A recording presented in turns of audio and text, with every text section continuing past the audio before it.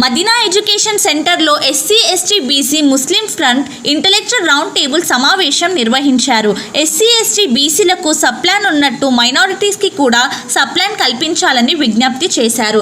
ఇందులో భాగంగా సనావుల్లా ఖాన్, మునిరుద్దీన్ ముజాహిద్, అన్వర్ ఖాన్, మొహమ్మద్ వాహిద్, జాహిరుద్దీన్ అలీ ఖాన్, ఎంఎస్ సిద్దిక్, తాహిర్ ఖాద్రీ, అబ్దుల్ సత్తార్ ముజాహిద్ తదితరులు పాల్గొన్నారు. नुमाइंदगी करने के लिए क्या दामद है आप लोग, ये अहम चीज है आपकी हमारे इसके ऊपर। और दूसरा जो प्रेशर ग्रुप की जो बात चल रही है इसके ऊपर भी आप लोग बात कीजिए। प्रेशर ग्रुप बढ़ाने के लिए आप लोग क्या कर सकते हैं, कौन कौन सामने आ सकते हैं, कौन कौन नाम दे सकते हैं। और मैं समझता हूँ कि हमारे पास तकरीबन सारे लोग अपने अपने नजरिया रखने वाले हैं, थोड़ा सा आप लोग वक्त को भी मद्देनजर रखें तो मुनासिब रहेगा। के अंदर जो है ये शौर नहीं है, वो शौर नहीं है। मैं एक बात याद दिलाता हूँ इस मौके पर, चाहे किंग मार्टिन लूथर के कहने का, कभी सर अपने पैर की शिकायत नहीं करता। हम जो लोग हैं वो सोचने वाले लोग हैं। दो ही तबकात होते हैं, जिन्हें अल्लाह ने अपने फजल से नवाजा, दूसरे वो जिन्हें अल्लाह ने अपने अता अक्ल दी है, जिनको अल्लाह ताला ने तौफीक भी दी है, वसाइल भी दिए, उन तक पहुंचकर इस राय आम्मा को हमवार करें। आज के इस डिस्कशन का आगाज मुझे सौंपी गई है, तो मैं इसका आगाज करता हूँ। आमतौर पर ये जो वेलफेयर डिपार्टमेंट्स हैं, इसमें माइनॉरिटी वेलफेयर भी एक डिपार्टमेंट है। अभी जो सप्लान वाली जो रिवायत थी,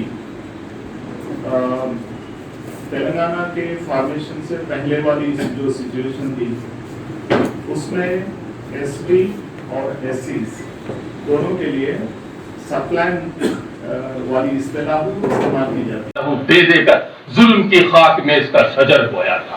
तो ये जो मौजूदा सूरत हाल है हमसे मुतालबा करती है तमाम इंटेलेक्चुअल से। मैं इंटेलेक्चुअल को कोई खास खाने के अंदर नहीं रखता, हर वो शख्स जो मिल्लत का दर्द रखता है, बल्कि मुल्क का दर्द रखता है, मैं मिल्लत का लफ्ज़ इस्तेमाल नहीं करता, मुल्क का दर्द रखता है, वो इंटेलेक्चुअल है। जिसे एहसास है गुर्बत का, वो इंटेलेक्चुअल है इस दुनिया के अंदर। वो नहीं है जिसके पास बहुत ज्यादा डिग्रियां हैं या सनदे आफ्ता है, उसको इंटेलेक्चुअल नहीं कहते। इंटेलेक्चुअल उसे कहते हैं जो लोगों के दर्द को अपने अंदर महसूस करे। तो इस दायरे को अजला तक पहुंचाना चाहिए। ये अगर फैसला होता है तो बहुत उम्दा है, चाहे वक्त जो कंजर्वेशन कमेटी, शिरोमणि गुरुद्वारा प्रबंधक कमेटी अमृतसर के नुमाइंदा भी हूँ, और सिख हेरिटेज फाउंडेशन हैदराबाद के कन्वीनर भी हूँ। और मैं एक एजुकेशन के फीचर से यहाँ पर बनारस स्कूल में कृष्ण पार्क में वहाँ उसका कोऑर्डिनेटर भी हूँ। अभी जिस मसाइल पे बात हो रही है, promises made by the government and the implementation of it. Her government में रहे हैं, हर गवर्नमेंट में मुसलमानों की तबाही हुई है। एक गवर्नमेंट की बात नहीं है, वक्त की प्रॉपर्टी, वक्त की जायदादें हर गवर्नमेंट में बर्बादी और तबाही के दाने पर रही। मुसलमानों के मसाइल को यतीम समझा गया है। हर वक्त मसाइल जब भी पेश किए जाते हैं, सामने मुतालिबे पेश किए जाते हैं, वो रिप्रेजेंटेशन की हद तक महदूद हो जाते हैं। सिर्फ अभी भी ये जो मुतालिबा है, ये बहुत अच्छा मुतालिबा है।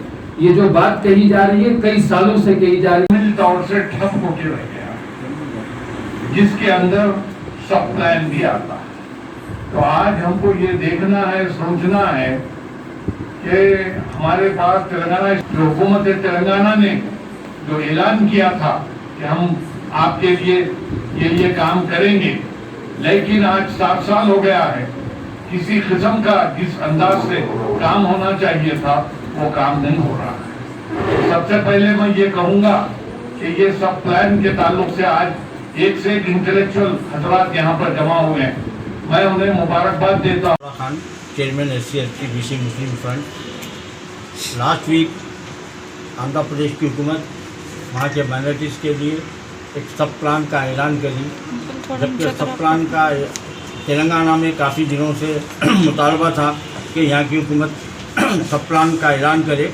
बदबख्ती की बात है कि यहाँ की हुकूमत शुरू से ही मुसलमानों के साथ कई किस्म के वादे करके टाल मटोल की पॉलिसी अपना रही थी। ऐसे में आंध्र की हुकूमत का सब प्लान का ऐलान हमारे लिए एक तक़व्वत बख्श है।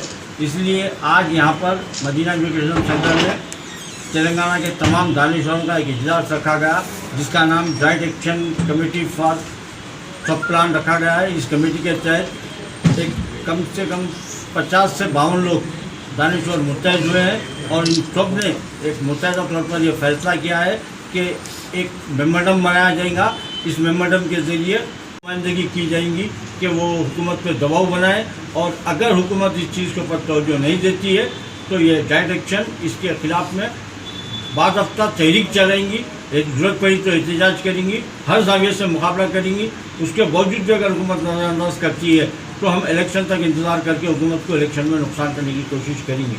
शुक्रिया। जनाब Muslim delegations have been asked the Chief Minister and requested him for the welfare of Muslim community for enhancement in budget.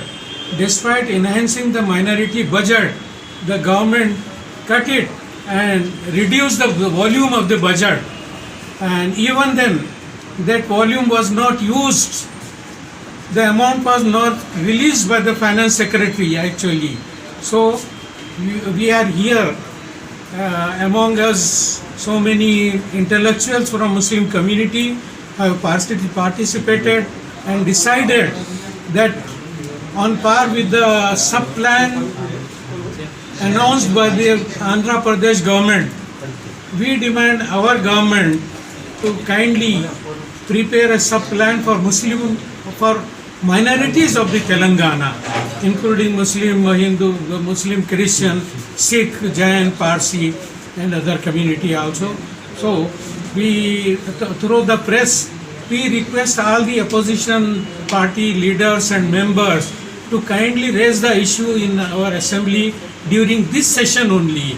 Especially we request our Chief Minister to kindly fulfill his promises made before the formation of Telangana and after the formation of Telangana. Thank you so much. आदाब, नमस्ते। నేను MA Salim, retired executive engineer, Nagarjuna Sagar dam. Telangana ఉద్యమంలో యాక్టివ్గా participate చేసినాను. ఇప్పుడు ముస్లిమ్స్కి election అప్పుడు తెలంగాణ ఉద్యమంలో కూడా అనేకమైన వాగ్దానాలు చేసిన మన ముఖ్యమంత్రి గారు ఒక్క హామీని కూడా పూర్తి చేయలేదు. Statutory power to Waqf board ఇస్తామని చెప్పారు, అది అమలు కాలేదు.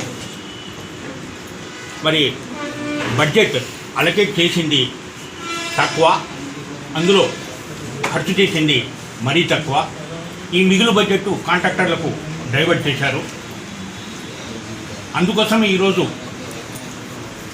మైనార్టీకి, పర్టికులర్లీ ముస్లిమ్స్కి సప్లాన్ డిమాండ్ వచ్చింది. ఈ డిమాండ్ ఈనాటిది కాదు, దాదాపు 20 ఏళ్ల క్రితమే ఈ డిమాండ్ ఉన్నది. కానీ అది కనుమరుగైపోయింది. తర్వాత సుధీర్ కమిటీ ఈ రికమెండేషన్ని మీకు ఇచ్చి కూడా దాదాపుగా సంవత్సరం పైన అయిపోయింది. మరి ఈ సుధీర్ కమిటీ రికమెండేషన్లో సప్లాన్ ఉంది కాబట్టి, సుధీర్ కమిటీ వేసింది కూడా తెలంగాణ ప్రభుత్వం కాబట్టి, ముఖ్యమంత్రి గారు ఒకవేళ కనువిప్పు చేసి వచ్చే ఎలక్షన్ వరకు దీన్ని అమలు చేయకపోతే వాళ్ళు గుడ్డివారైపోతారు. నేను ప్రత్యేకంగా ఎమ్మెల్యేస్ని, ఎంపీస్ని, ముఖ్యమంత్రి గారిని కోరేది ఏంటంటే ఈ సప్లాన్ తక్షణమే అమలు చేసి బడ్జెట్ను పాపులేషన్ బేస్ మీద అలాట్ చేస్తూ దాన్ని పూర్తిగా వినియోగంలోకి తీసుకొని రావాలనేదే ప్రధాన డిమాండ్. ఇది చేస్తారని ఆశిస్తున్నాను. Thank you very much. ఖర్చు చేయలేకుండా ఉండడానికి అనేక కారణాలు ప్రభుత్వం చూపిస్తుంది. దానికి మేము ఒక రెజల్యూషన్, ఒక సూచన చేస్తున్నాము.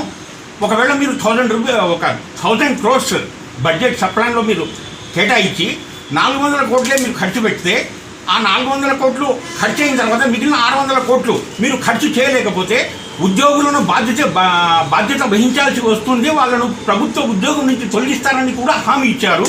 కానీ ఈనాడు అదేమీ జరగలేదు. మరి నేను ఒక సూచన ఏం చేస్తున్నానంటే, మిగిలిపోయిన బడ్జెట్తో మీరు భూములు కొని వక్కు జమ చేస్తే మా భూములు మాకు దక్కుతాయి.